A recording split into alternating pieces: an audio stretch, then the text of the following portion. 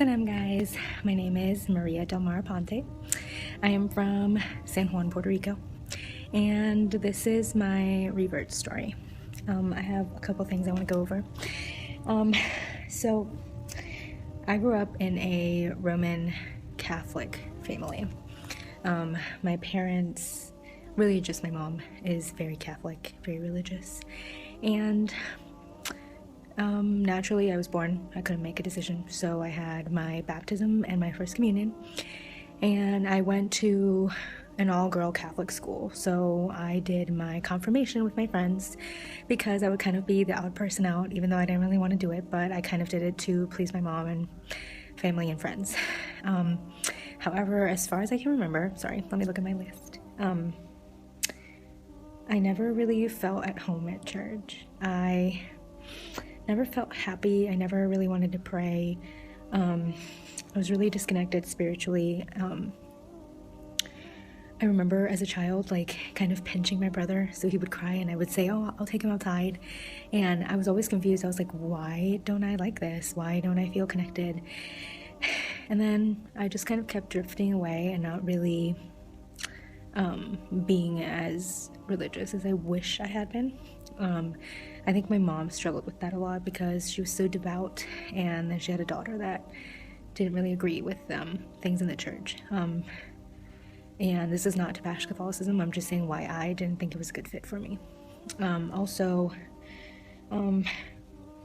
Like, one of the things that I remember was in high school, they would call and say, oh, you know, there's a priest at the chapel if you want to go confess. And I was just always really perplexed by that idea. Like, why do I have to tell him what I did wrong? And he told me a few prayers to do, and then I'm absolved of all my sins.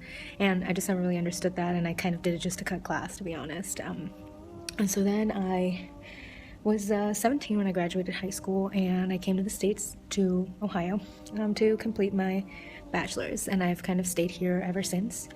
I went to a Marianist school, but I never really went to church or really became part of any of the religious aspects of my school. However, I did have several Saudi friends throughout my bachelor's degree, and they were actually some of my best friends, and they kind of introduced me to Islam, you know, like they would be, oh, we have to pray. And I would just stay there and be like, oh, okay, yeah, that's fine.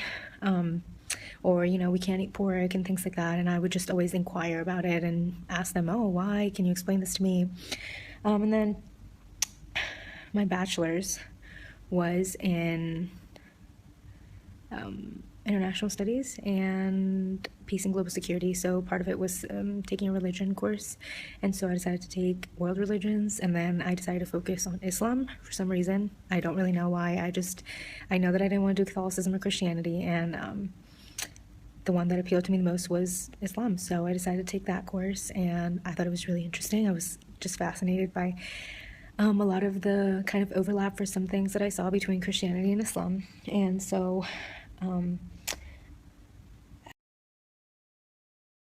around 2010 was when I started to study it in depth more. And then in 2007 I actually studied abroad in Egypt because I wanted to learn Arabic. So subhanAllah, I've had the I guess the grace of being able to speak more than one language. So I speak English, Spanish, French, and Arabic. When I went to Egypt, I went there to study solely Arabic at the American University in Cairo, and I was there for about 8 months. And before that, I had studied Islam, and I was just wondering what it would be like to be in a Muslim country. So I decided to go to Egypt, and the first night I was there, I had never really heard the call to prayer, but the first night I was there, I heard it, and it was kind of like this aha moment, you know, like in the previous, I always hear things and like at church, and it never moved by anything, but first time I heard the call to prayer, I was like, oh my God, why is this like so beautiful? And so that was kind of my aha moment, if you want to call it that.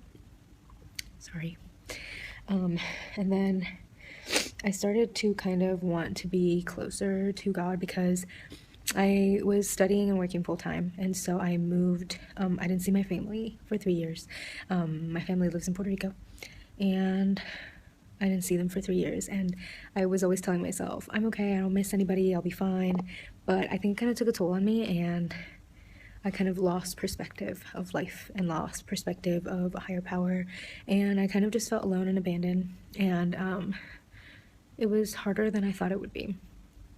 And then in 2010, on December 31st, my grandpa passed away, and my grandpa was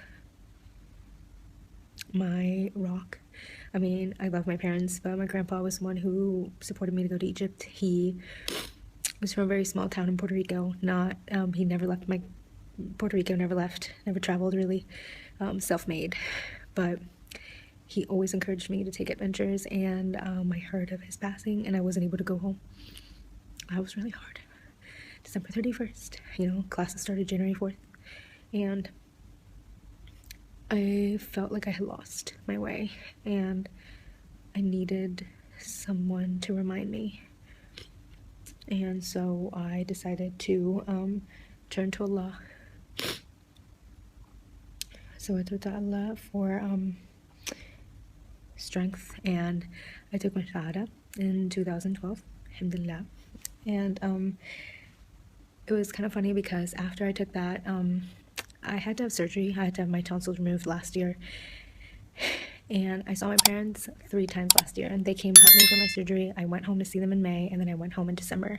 So it was like that one time that I turned to God for strength, I received seeing my parents 3 times in 1 year when I couldn't see them for 3 years in a row. And so that was also kind of a reaffirming moment. And so I'm fairly new. I still believe that, and a little bit of almost 3 years.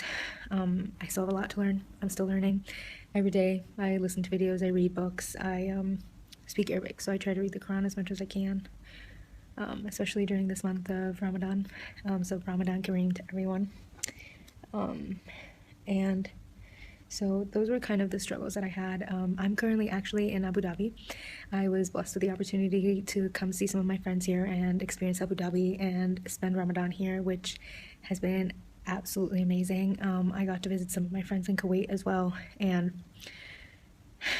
it's just been something that I never thought I'd be able to do. Actually, one of my dreams my whole entire life was to come visit the Gulf, because that's usually the most familiar dialect that I speak. I know Fusha, which is like the traditional, but if I had to choose a colloquial